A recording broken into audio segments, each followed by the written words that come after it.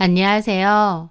저는 브랜드 의류 매장을 운영하고 있는 40대 초반의 여자입니다. 비혼주의까지는 아닌데 사는 게 바빠서 결혼 생각도 못하고 살았습니다. 저는 소위 말하는 흙수저거든요. 집이 워낙 가난해서 고등학교도 겨우 나오고 바로 일을 시작했습니다. 아울렛 골프웨어 매장에서 일을 처음 시작해서 그 뒤로 10년 넘게 의류 판매 일만 했었어요. 백화점도 갔었고 개인 매장도 갔었습니다. 그러다가 마지막으로 일했던 의류 아울렛 매장에서 매니저로 일하다가 사장님이 가게를 판다고 해서 제가 인수하게 되었습니다. 매니저로 일하다가 제 가게가 된 것이죠. 매장은 큰 편이고 손님도 제법 있는 편이라서 그동안 일하면서 모아놓은 돈 다 털어서 시작하게 되었습니다. 매니저일 때도 최선을 다해 일하긴 했지만 제 매장이라 생각하니 찾아주시는 손님 한 분 한 분 그렇게 감사하고 소중할 수가 없더라고요. 그리고 제 매장을 위해 일해주는 직원들도 고맙고요. 이제는 일터를 넘어서 제 분신같이 느껴지기도 하는 매장을 알뜰살뜰 가꾸며 정말 열심히 10년간 달렸습니다. 그 덕에 저희 부모님 집도 이사시켜드렸고 동생 결혼할 때 돈도 꽤 보태줄 수 있었어요. 제 나름대로는 흙수저에서 이만하면 성공했다 싶고 제 자신이 많이 기특하더라고요. 부모님은 저한테는 결혼 안 하냐고 하셨지만 남자에게 큰 관심도 없고 매장 운영하면서 저 혼자 소소하게 사는 것도 좋더라고요. 그래서 진짜 마음에 드는 사람 나타나는 거 아니면 굳이 결혼까지 하겠느냐 했는데 그러던 와중 그 남자가 나타났습니다. 그 남자는 저희 매장 단골 손님이었어요. 저희 가게는 시 외곽에 있는 아울렛 단독 매장인데 외곽이다 보니 좀 더 가면 공장이나 회사들도 띄엄띄엄 있었거든요. 그 남자는 그 회사 중 하나에 다니는 사람이었습니다. 키가 크고 남자답고 멀끔한 인상이었고 늘 웃는 모습에 매너도 좋았습니다. 옷을 사러 오면 항상 깔끔한 옷을 잘 골랐고 직원들이나 저에게도 감사합니다. 덕분에 좋은 옷 잘 샀네요. 수고하세요. 라는 인사도 잘하는 사람이었죠. 종종 오는 단골이다 보니 얼굴도 잘 알고 있고 직원들도 알고 있었습니다. 그러던 어느 날 저는 지인이 찾아와서 멀리서 점심 식사를 하고 늦게 매장으로 돌아온 날이었어요. 직원이 호들갑을 막 떨더라고요. 무슨 일이냐고 하니 직원 하나가 사장님, 저희 매장에 자주 오시는 그 남자분요. 키 크고 니트 종류 잘 사시는. 사장님 그분하고 뭐 있어요? 썸 같은 거? 그 말에 저는 황당해서 물었죠. 뭔 소리야 갑자기. 아니 그분이 아까 커피하고 케이크를 사들고 오신 거예요. 케이크? 네, 그러면서 사장님 안 계시냐고 오시면 이거 전해주시라고 하는 거 있죠? 커피는 저희 먹으라고 하고요. 그 말에 저는 놀랐습니다. 사실 그날은 제 생일이었거든요. 계산하는 카운터에 달력이 있는데 저희 직원이 제 생일이라고 달력에 빨간색 동그라미를 쳐놨습니다. 그래서 한 번은 그 손님이 바지를 사러 왔을 때 계산을 하다가 이날이 생일이세요? 물어보는 겁니다. 아, 네. 직원의 하나가 여기다가 표시를 해놔가지고 남편분한테 좋은 선물 받으셔야겠어요. 그 말에 제가 멋쩍게 웃었죠. 결혼도 안 했는데 무슨 남편이에요. 아, 죄송해요. 아, 아니에요. 보통 제 나이쯤이면 결혼한 게 일반적이죠. 아니면 한번 갔다 왔든가. 그러면서 웃었습니다. 단골이었고 별 생각 없이 말한 거였죠. 아, 그렇다기보다 워낙 예쁘시고 성격도 좋으시니까 남자들이 가만 안 두었을 것 같아서요. 그 말에 저도 웃었죠. 어머, 그런 말씀도 하실 줄 아세요? 립서비스 좋으시네요. 립서비스는 아닌데 실은 저도 노총각입니다. 어머, 그러세요? 인기 많으실 것 같은데. 과찬이세요. 그렇게 간단한 스몰 토크를 했던 적이 있어요. 의뢰 단골 손님과 나눈 가벼운 이야기였는데 제 생일을 기억하고 케이크를 보낸 겁니다. 직원들은 이거 그린 라이트냐며 호들갑 떨고 있는데 저는 좀 얼떨떨하기도 하고 좀 황당하기도 했어요.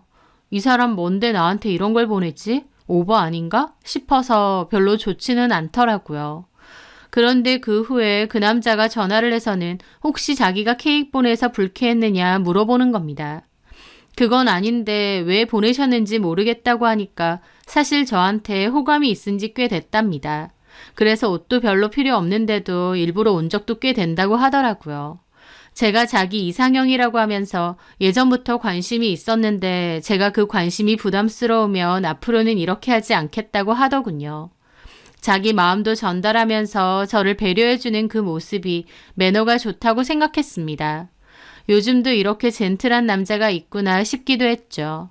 오히려 케이크 줬을 때보다 전화하면서 했던 그 말에 제 마음이 혹했다고나 할까요? 저는 아니라고 생일 축하해줘서 고맙다고 했고 그 남자는 데이트 신청을 하더라고요. 고민 끝에 저도 데이트 신청을 받아들였습니다.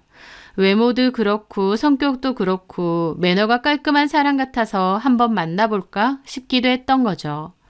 그렇게 저 일 끝나는 시간에 그 남자가 왔고 데이트를 했습니다. 오랜만에 남자 둘이서 식사도 하고 술도 한잔하고 이런저런 얘기를 나누는데 그 시간이 참 즐겁고 좋더라고요. 서로 대화가 잘 통하고 재밌었어요. 술에 좀 취해서 제가 살아온 이야기도 했는데 그 남자는 별거 아닌 제 얘기를 참 귀담아 듣더라고요. 그걸 계기로 저희는 연인 사이로까지 발전을 하게 되었습니다. 저도 오랜만에 하는 연애에 푹 빠졌어요. 매너도 좋고 어른스러운 사람이어서 그랬는지 그 사람이랑 같이 있으면 저도 철딱선이 없게 굴기도 했는데 그런 제 모습이 낯설면서도 좋기도 하더라고요. 저희는 그렇게 행복하게 연애를 1년 정도 하다가 결혼 이야기까지 오가게 되었습니다. 결혼 후에도 지금처럼 서로 의지하며 너무 행복하게 잘 살 수 있을 거라 생각했죠. 저도 비교적 늦은 나이에 결혼까지 하는 거라 고민이 없지는 않았지만 그보다 그 사람을 사랑하는 마음이 더 컸습니다. 그래서 익숙하고 편했던 솔로의 삶을 정리하고 결혼의 문턱을 넘게 된 것이죠. 하지만 막상 결혼하고 보니 제 생각과는 다른 부분이 참 많았습니다. 일단 시부모님과 마찰이 좀 있었어요. 남편과 저는 2살 차이가 나는데요. 시부모님은 남편이 40 넘게 결혼을 안 하니 제발 결혼 좀 하라고 하셨다는데 막상 결혼하고 나니 저를 그닥 마음에 안 들어 하셨습니다. 2세를 생각해서 훨씬 어린 여자를 데리고 왔으면 하신 거죠. 근데 저도 결혼할 당시 이미 40이 넘었고 아이를 낳기에는 노산인 나이였기에 제가 탐탁지 않았던 겁니다. 그리고 간섭도 꽤 심하신 편이었어요. 누구하고라도 결혼만 해라. 그리고 너네끼리 알아서 살아라 하셨다는데 화장실 들어갈 때 다르고 나올 때 다르다고 막상 며느리가 들어오니 생각이 달라지신 것 같았죠. 저는 매장을 운영하기 때문에 남편보다도 근무 시간이 더 긴데도 저한테 집에서 살림하는 여자 수준의 살림살이를 요구하셨습니다. 살림 도와준다는 핑계로 툭하면 집에 마음대로 찾아오셔서 살림살이를 가지고 저에게 잔소리를 퍼부으셨고 냉장고까지 잘 뒤져보셨죠. 그리고 그런 어머님의 옆에는 신우가 항상 딸려 있었습니다. 신우는 남편보다 4살이 많고 결혼해서 고등학생인 아들과 중학생인 딸이 있어요. 따로 일은 하지 않고 집에서 살림을 하는 가정주부인데 허구 어느 날 친정집에 가 있습니다. 평일에는 내내 친정에 가 있는 듯 했고 주말 정도만 안 가는 것 같았죠. 어머님이 저희 집 올 때마다 신우가 태워다 주고 저희 집 오면 저한테 말도 안 하고 자기 마음에 드는 거 있으면 갖고도 잘 갔습니다. 저한테는 문자 하나 띵 남겨놓고요. 비싼 찻잔 세트를 가지고 가질 않나, 새로 산 믹서기를 가지고 가질 않나, 저번에는 쓰던 밀폐용기까지 사이즈가 딱 좋다고 챙겨간 적도 있죠. 무슨 좀도둑도 아니고 진짜 짜증나더라고요. 남편한테 하소연하면 남편은 그거 뭐 얼마나 한다고 그냥 누나가 필요한 거 좀 갖고 가게 냅두라 그럽니다. 팔은 안으로 굽는다 이거죠.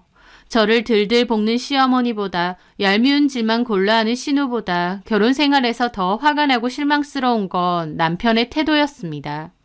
결혼 전 그렇게 어름스럽고 듬직하고 저만을 위해주던 남자는 어디 가고 지네 가족들만 챙기고 위하는 이기적인 남자만 남아있더라고요.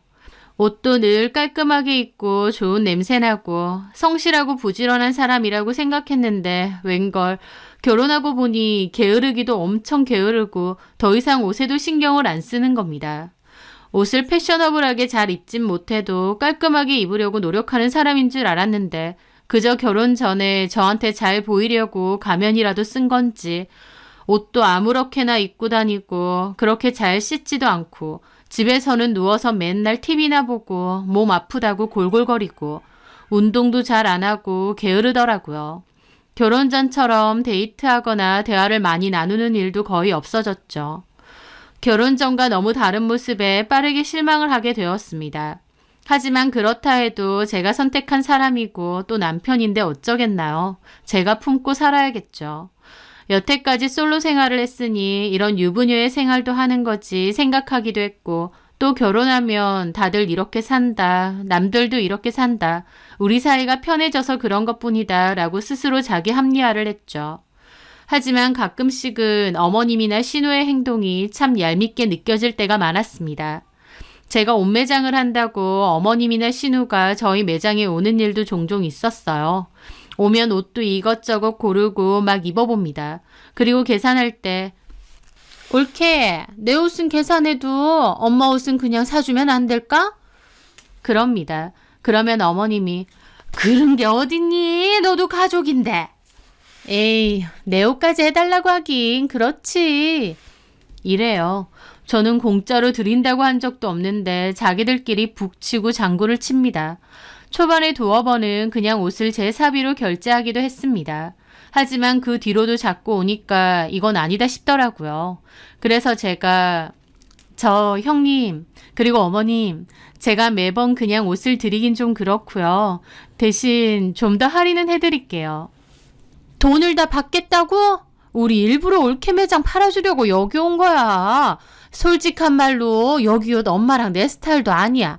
자기 스타일도 아니라면서 옷을 한 무더기로 사려고 하나요? 게다가 돈도 제대로 안 내는데 뭘 팔아주러 온다는 건가요? 어머님이나 신우 안 와도 얼마든지 장사 잘 되는 매장이고 사려는 옷들 재고 없어서 못 파는 옷들입니다. 보는 눈은 또 있는지 골라도 꼭 인기 많고 몇 점 안 들어온 옷들만 기가 막히게 골라옵니다. 하여튼 어이없는 신우의 말에 저도 그랬죠. 그런 거면 굳이 안 오셔도 돼요. 굳이 형님 스타일도 아니신데 뭐하러 여기까지 오세요. 가족이니까 서로 도와주러. 근데 어차피 전산 기록 때문에 그냥 드릴 수 있는 것도 아니고 제 개인 카드로 다 긁거든요. 제 말에 시모는 저를 흘겨보더라고요. 이거 좀 주는 게 아깝니? 옷 파는 며느리 얻었는데 옷 몇 개 시어머니 준다고 아깝다 이거야? 돈으로 치면 50만 원도 훌쩍 넘는데 이게 어떻게 그냥 옷 몇 개인가요? 참 어이가 없더군요. 아니요 어머님, 아깝다는 게 아니라 됐다, 안 입는다. 정말 더럽고 치사해서 누굴 거지로 모는 것도 아니고 하면서 거기서 역성을 내시는 겁니다. 다른 손님들도 있는데요. 저도 너무 곤란하고 직원들도 어쩔 줄 몰라 하더라고요. 에이 엄마 너무 열내지 마셔. 올케 뭐해? 얼른 엄마한테 사과드려. 하면서 저한테 사과를 요구하더라고요. 저는 더 언성 높아지면 다른 손님들에게도 피해를 끼칠까 싶어서 마음에도 없는 사과를 했죠. 죄송해요 어머님. 이거 제가 포장해 드릴게요. 안 입는다. 됐다. 그 말에 신우는 얼른 포장하라며 자기가 엄마 모시고 나가서 잘 달래드리겠다 하더라고요. 거기서 화난 척하면서 큰 소리 내는 시모도 어이없고 말리는 척, 저 돕는 척 한패로 생쇼하고 있는 신우도 어이없고 그런 일이 쌓이면서 저도 속에서 화병 비스무리한 게 뭔가 얹히는 겁니다. 그런 걸 남편에게도 말해봤죠. 그런데 남편은 그때마다 얼마 한다고? 그냥 내가 줄게. 엄마랑 누나가 일부러 거기까지 갔는데 그냥 좀 좋게 해줘라. 당신은 가만 보면 너무 돈돈거려. 가족끼리 그 정도도 못 해줘? 말 다 했어? 한두 번일 때야 좋게 해드렸지. 근데 이런 식으로 계속 오시니까. 저번 달에도 오시고 이번 달에 또 오셨잖아. 한 번 오시면 쓸어가는 옷만 해도 두 분 다 해서 6, 70이 넘어. 이게 작은 돈이야? 내가 줄게. 됐어? 뭔 소리야. 어차피 당신 돈이면 우리 집 돈인 건데. 좀 좋게 좀 해라. 가뜩이나 우리 엄마 당신 그렇게 마음에도 안 들어 하는데 이럴 때 점수라도 따고 좋잖아. 가만 보면 자기는 이런 데서 머리가 안 돌아가더라. 뭐라고? 아니, 내 말은 이런 데서라도 점수를 따면 우리 부모님이 자기 좋게 볼 거 아니냐 그거지. 그 점수는 왜 나만 따야 되는데? 당신은 우리 부모님한테 뭐 얼마나 좋은 사이라고. 그리고 자기 불리하면 인상 쓰면서 입 닫고 말을 안 하기 시작합니다. 며칠이고 말을 안 하는 거예요. 저는 초반에 답답해서 일부러 풀어도 보고 마음에 없는 사과도 했는데 그게 반복되니 저도 지치고 말하기도 싫더라고요. 그래서 어쩔 땐 2주 가까이 대화를 아예 안 한 적도 있었죠. 이런 게 진짜 결혼 생활인가, 내가 이러려고 결혼한 건가 현타도 많이 느껴지더라고요. 그렇게 결혼 전과 달리 남편과의 사이는 삐그덕거리는 날이 많았습니다.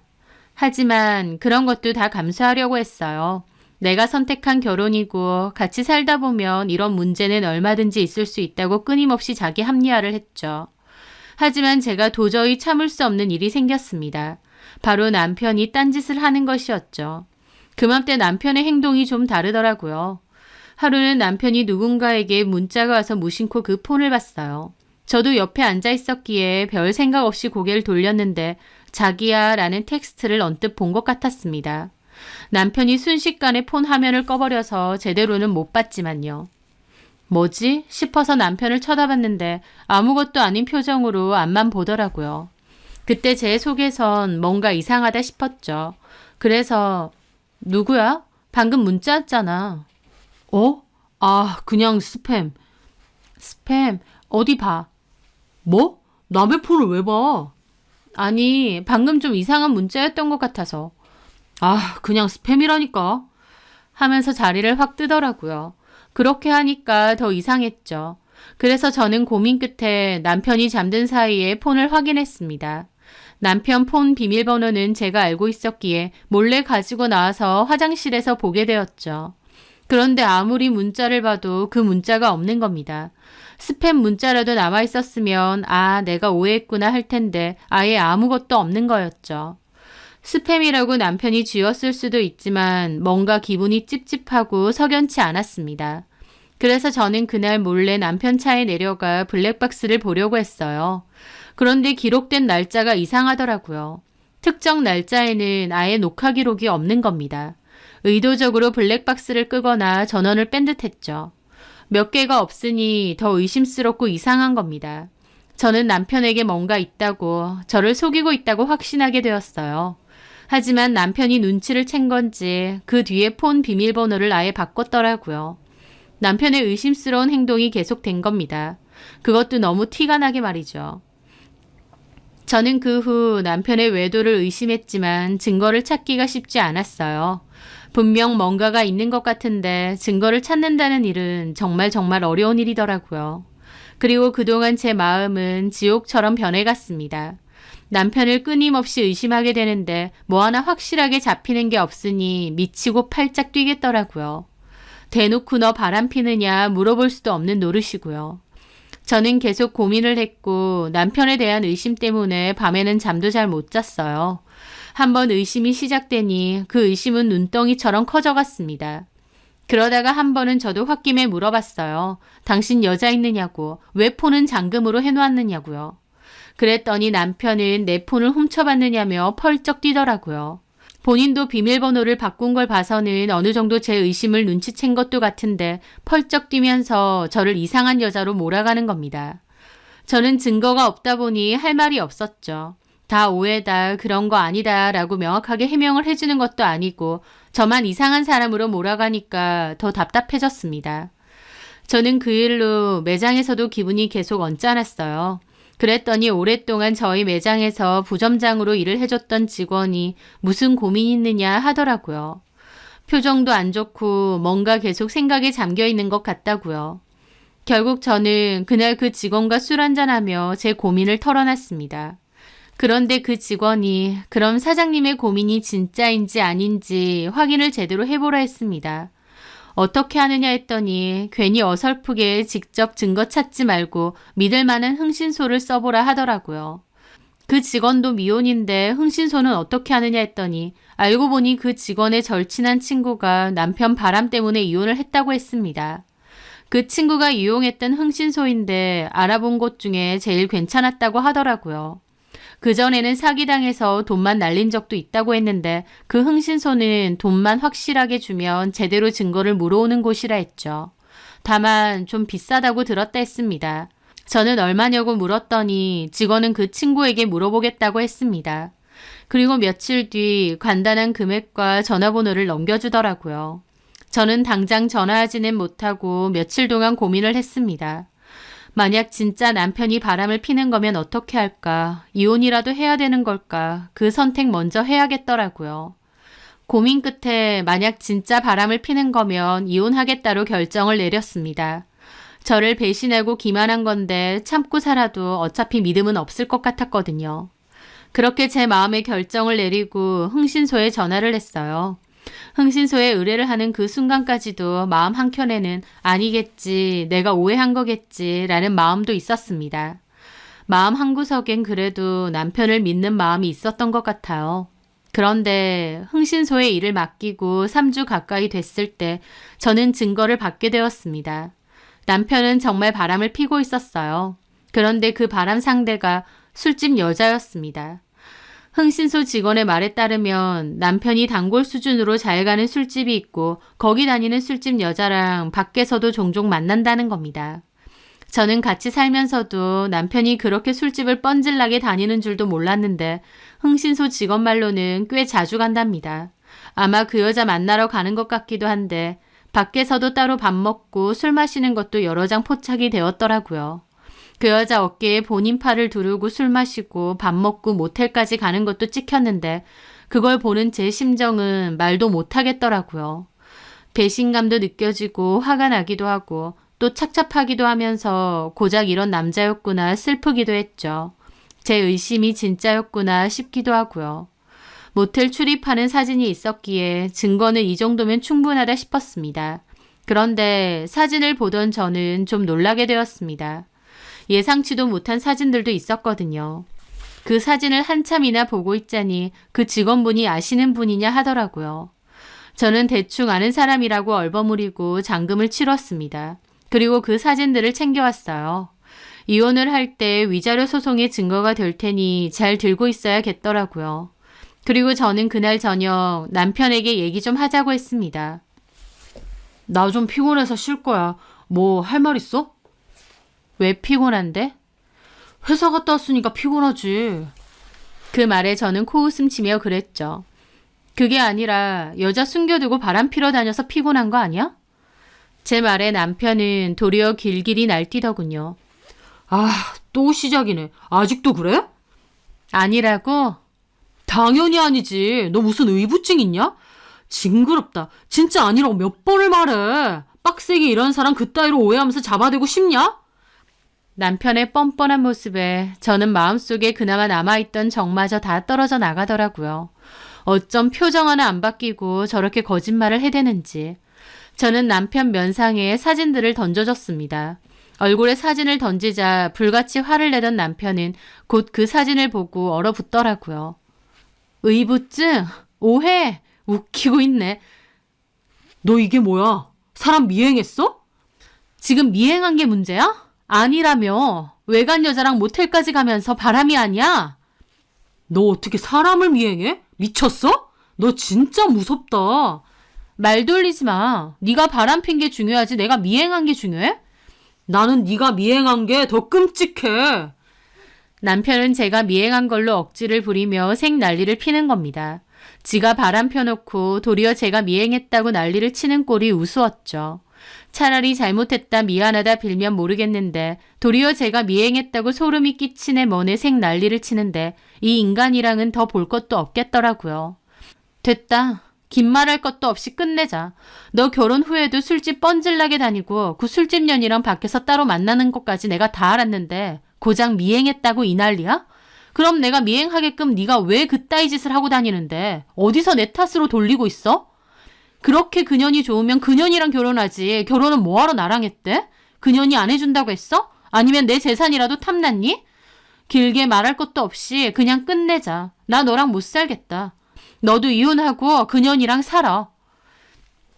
저는 그렇게 말했습니다.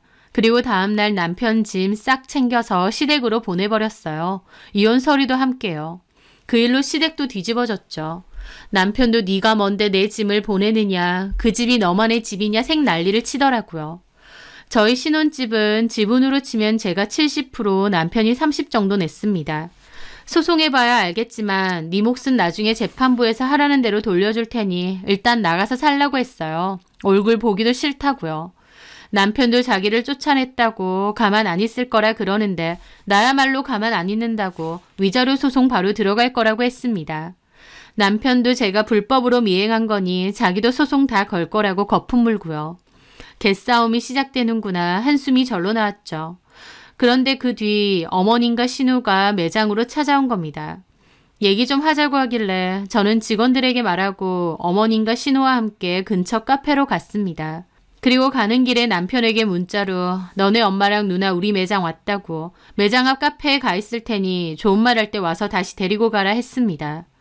나도 이제 이판사판 끝장인데 너네 엄마랑 너네 누나한테 어떻게 할지 모르겠다 라고도 보냈죠. 그렇게 문자 보내고 카페에 가서 마주 앉았습니다. 네가 오해한 거 아니니? 상현이가 자기는 그런 적 없다던데. 그 말에 웃음이 나더라고요. 지도 쪽팔린 건 알았나 보네요. 지네 가족들한테도 우기는 거 보니. 뭐가 어째? 저는 긴 말할 것도 없이 그 앞에서 사진 꺼내 보여드렸습니다. 직접 보세요. 그런데 사진을 가져가서 보던 신우가 골 때리는 소리를 하는 겁니다. 어머 진짜네. 세상에 상현이 얘 능력자네. 그 말에 저는 귀를 의심했습니다. 네? 능력자요? 아니 여자가 젊고 예쁘길래. 그 여자 술집 여자예요. 돈 주면 아무하고나 만나고 자주는 술집 여자요. 그게 능력이에요? 왜 이렇게 발끈해? 올케 혹시 이 여자한테 질투해? 뭐라고요? 제 앞에서 살살 비아냥거리고 있는데 저는 그 순간 신우고 뭐고 물 한 잔 끼얹고 머리끄덩이 잡을까 싶더라고요. 그런데 옆에서 어머님이 너 그런다고 남편을 쫓아내니? 하는 겁니다. 그럼 술집 뻔질나게 다니고 바람까지 핀 남편 놈 뭐가 예쁘다고 데리고 사나요? 그 집 너네 집 아니야. 내 아들 돈도 들어있어. 들어있으면 뭐 얼마나 들어있다고요. 제 지분이 훨씬 많아요. 그리고 재판 결과에 따라서 필요한 건 돌려드릴게요. 이거 아주 무서운 년이네. 무서운 년이요? 지금 말 다 했어요? 이제 나 당신 며느리도 아니고 그런 막말 참고 있을 이유 없습니다. 제 말에 어머님도 뜨악하고 신우도 경악하더라고요. 진짜 무섭네. 이러니까 상현이가 바람을 피우지. 상현이가 이해된다. 뭐라고요? 말 다 했어요? 내 말이 틀렸어? 이렇게 기가 세고 성질 더러우니까 맘여린 내 동생이 마음 둘 곳 없어서 바람이나 피는 거 아니냐고.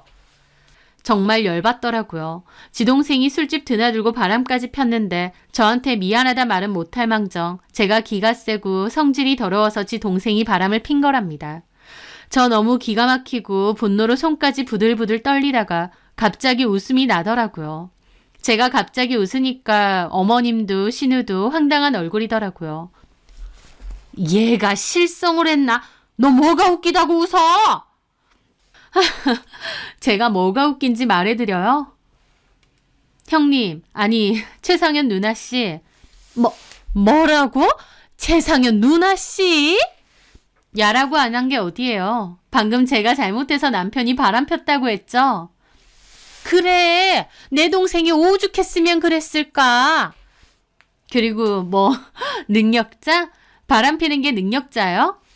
참나, 말 꼬투리 잡는 것 봐. 능력자, 좋아요. 근데요, 그쪽도 되게 능력자 남편이랑 사는 거 알아요? 제 말에 신우랑 어머님 표정이 얼떨떨해지더라고요. 그 순간 마침 남편도 헐레벌떡 카페 안으로 들어오더라고요. 너는 어떻게 알고 왔어? 아, 여길 왜 찾아와요? 일단 일어나세요. 잠깐만 있어봐. 올케가 아주 황당한 소리를 하네. 다시 말해봐. 내 남편이 뭐가 능력자라는 거야? 남편도 인상을 찌푸리며 저를 보더라고요. 누나한테 뭔 소리 하는 거야, 너? 저는 남편의 말에 콧방귀 끼면서 신우에게 말했습니다. 그쪽 남편도 엄청 능력자라고. 그리고 그쪽도 어지간히 잘못하나 보다. 남편이 그러고 다니는 거 보면. 제 말에 신우 눈이 뒤집혀서 따지더라고요. 이게 미쳤나? 가만히 있는 남의 남편 머리채는 왜 잡는데? 가만 안 있었으니까 되게 남편이. 저는 그리고 가방에서 사진을 꺼내 신우한테 던졌습니다. 신우 황당해하며 어머님이랑 사진 보다가 경악하더라고요. 남편도 사진 주워서 보더니 눈알이 튀어나올 것 같고요. 그 사진이 뭐냐고요? 바로 신우네 남편이 저희 남편과 같이 술집 가고 밖에서 술집 년 둘이랑 넷이서 다 같이 술 먹는 사진이에요. 어찌나 사이가 좋은지 각자 팔짱 끼고 모텔까지 들어가는 것까지 찍혔습니다. 그걸 보는 어머님은 경악해서 입을 못 다물고 신우는 순식간에 넋이 나가더라고요. 남편도 경악하고요. 야, 너 뭐 하는 짓이야? 이게 다 뭐야? 나한테 고마워해. 나는 그거 몇백 주고 얻은 증거사진인데 당신한테는 그냥 주는 거니까. 내 남편 미행 붙였는데 네 남편 사진이 더 많아. 둘이서 아주 쌍으로 손잡고 그 술집 단골이더만. 알고 보니 네 남편은 그 술집 마담이라는 년이랑 완전 그렇고 그런 사이더만. 거의 그 마담 서방이나 다름없던데? 제 말에 신우는 얼이 빠져서 보더라고요. 뭐라고? 야, 너 그만 못해? 그러면서 나한테 뭐가 어째? 그러니 내가 안 웃기냐고. 완전 코미디지.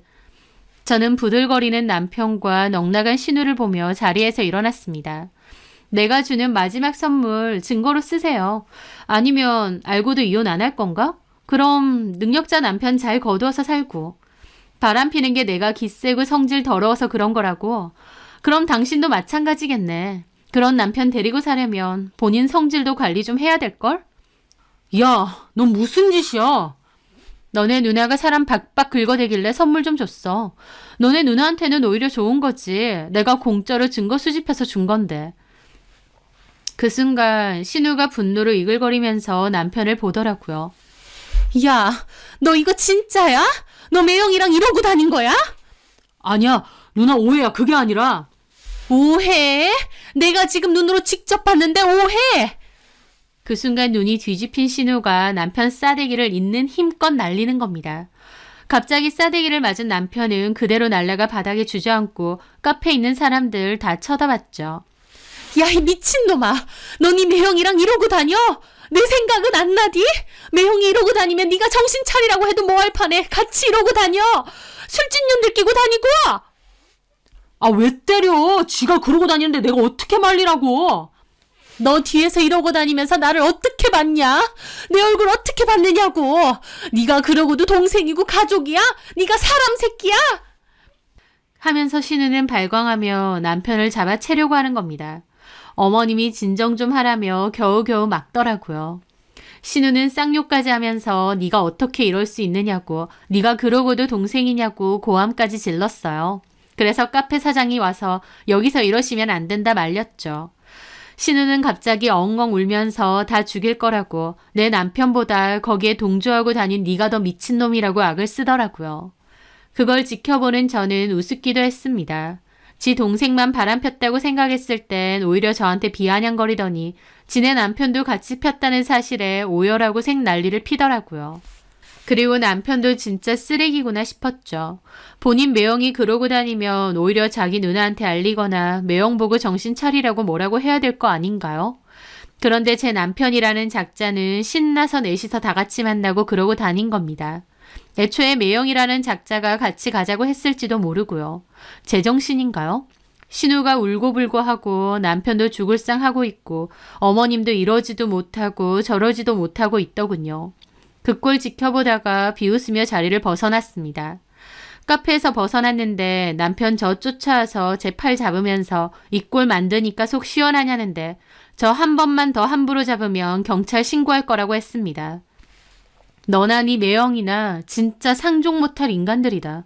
너 어쩌니? 이혼 당할 건데 누나한테도 손절당하게 생겼네? 이혼 소송 준비나 똑바로 해. 그리고 한 번만 더 매장 찾아오거나 귀찮게 해봐. 나도 이판사판이야. 네 직장에도 이 사실 다 알려버리는 수가 있어. 그러니까 한 번만 더 내 눈에 띄어봐 어디. 저는 그렇게 경고를 하고 자리를 벗어났습니다. 제 경고를 알아차렸는지 그 뒤로 찾아오는 일은 없었죠. 그 후 저는 이혼 소송과 위자료 소송을 진행했어요. 남편은 제가 불법으로 취득한 증거라고 우겼는데 저는 제가 직접 미행하면서 찍은 사진이라고 주장했고 결국 마땅한 증거도 없어서 제 주장이 받아들여졌습니다. 그 후 8개월가량 소송이 진행됐고 최종적으로는 제가 승소했어요. 남편과 그 여자로부터 위자료도 받았고 소송 비용도 남편이 다 내기로 나왔습니다. 또 집에 관해서는 남편 몫만 돌려주라고 판결이 나왔기에 먹고 떨어지라고 하고 돌려줬죠. 이혼 소송 과정에서 들었는데 남편은 저 때문에 자기 가족들까지도 틀어졌다고 주장을 하더라고요. 그리고 심지어 자기 누나도 이혼 위기까지 갔었는데 그게 다 저 때문이라고 하고요. 하지만 저는 공익을 위해 증거 사진을 준 거라고 주장해서 남편의 주장은 받아들여지지 않았어요. 그리고 이혼 위기라고 했지 누나는 결국 이혼하진 않을 것 같더라고요. 저는 이혼을 했고 그 누나는 가정을 지키기로 했지만요. 저는 알고 있습니다. 이제 남편 누나도 지옥 속에 살 수밖에 없다는 것을요. 한번 그런 일이 있었기에 더 이상 남편을 믿을 수도 없고 끊임없이 의심의 지옥 속에서 살겠죠.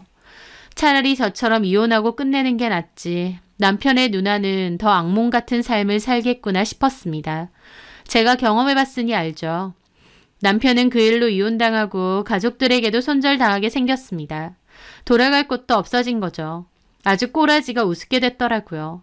소송 막판 되니 저한테 합의해달라 그러고 위자료 깎아달라까지 하던데 얼마나 구질구질 하던지요. 저런 인간을 뭘 보고 결혼까지 했나 싶었습니다. 하지만 저는 결국 그 남자와 끝을 냈고 제가 원하던 결과도 얻었고 비로소 홀가분해졌어요. 남편 누나를 보니 아니다 싶을 때 끝을 낼 수 있다는 것도 저의 복이구나 싶더라고요. 늦은 나이에 결혼하는 만큼 좋은 남자라 생각했는데 알고 보니 재활용도 안 될 쓰레기 중에 쓰레기였던 전 남편.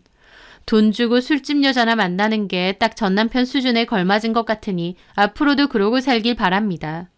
저는 다시 솔로가 되었으니 지금의 생활 그리고 제가 일군 것들에 감사함을 느끼며 더 행복하게 살려고 합니다. 짧은 결혼 생활 동안 지독한 경험했으니 이제는 그냥 솔로로 살려고요. 제 사연 들어주셔서 감사합니다.